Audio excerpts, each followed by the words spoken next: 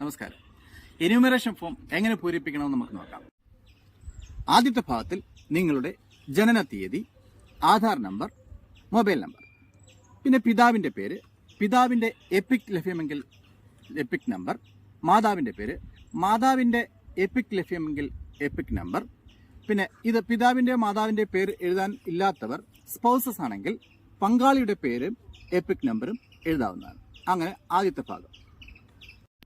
2002 electoral റോളിൽ നിങ്ങളുടെ പേര് ഉണ്ട് എങ്കിൽ ഈ ഇടത് ഭാഗത്തെ ഈ കോളം പൂരിപ്പിക്കേണ്ടതാണ്. co.kerala.government.in എന്ന വെബ്സൈറ്റിൽ പോയി നിങ്ങളുടെ 2002 ഇലക്ടറൽ റോളിലെ ഡീറ്റെയിൽസ് പരിശോധിക്കുന്നതാണ്. അങ്ങനെ 2002 ഇലക്ടറൽ റോളിൽ ലഭ്യമായ വിവരങ്ങളാണ് നമുക്ക് ഇവിടെ പൂരിപ്പിക്കേണ്ടത്.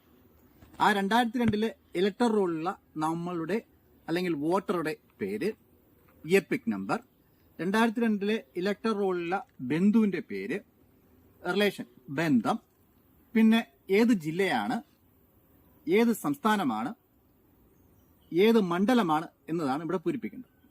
പിന്നെ നമ്മുടെ മണ്ഡലത്തിന്റെ നമ്പർ, ഭാഗം, പാർട്ടി നമ്പർ, ക്രമനമ്പർ, സീരിയൽ നമ്പർ എന്നിവയാണ് ഈ രണ്ടാമത്തെ കോളത്തിൽ പൂരിപ്പിക്കേണ്ടത്. 2002 ഇലക്ടറൽ റോളിൽ നമ്മളുടെ പേര് ഇല്ല എങ്കിൽ ഈ ഭാഗം പൂരിപ്പിക്കേണ്ടത്.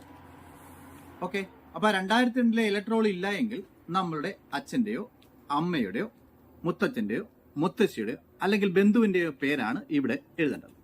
ആ ബന്ധുവിന്റെ പേര്, ബന്ധുവിന്റെ എപ്പിക് നമ്പർ, 2002 ആ ബന്ധുവിന്റെ പേര്, ബന്ധം, പിന്നീട് ജില്ല, സംസ്ഥാനം, മണ്ഡലം എന്നിവ. അതിനുശേഷം ഏത് മണ്ഡലമാണെന്നുള്ള നമ്പർ, ഏത് ഭാഗം ആണെന്നുള്ള പാർട്ട്, ഏത് ക്രമനമ്പർ, സീരിയൽ നമ്പർ എന്നിവയാണ് ഇത് എഴുതേണ്ടത്.